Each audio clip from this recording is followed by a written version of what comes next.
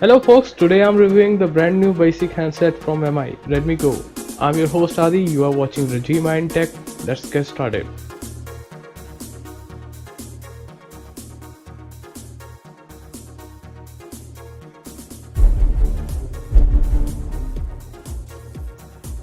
Go comes with 5-inch 720p HD display with Gorilla Glass 5 protection. It comes with 1GB RAM, 8GB ROM and Snapdragon 425. It uses Adreno 308 GPU. The smartphone which runs Android Go features a 3000 mAh battery and will be available to buy online in blue and black. Display quality of the Go is good, colors are vibrant, brightness of the display is more than what I expected. You can see and use the display easily in sunlight. It's a basic set so you cannot expect so much with the performance. It's come with the light version of Google's Android Oreo 8.1 operating system out of the box. After opening the mobile you will see the light version of almost all general apps you will use in your daily life like YouTube Go, Gmail Go and even Google Assistants come with a Go version of Android. All this light version of the apps used to reduce the use of RAM and for taking most performance output of the Snapdragon 425 processor. Camera. Redmi Go features an 8 megapixel rear camera with 1.12 micron pixel, an aperture of 2.0 and a single LED flash which clips decent amount of detailing.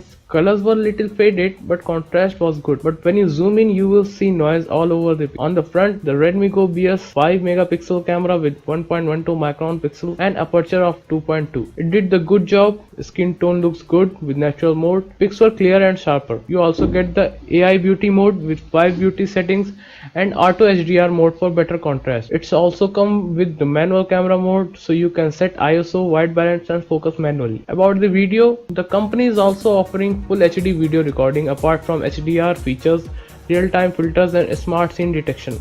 Quality of video was good.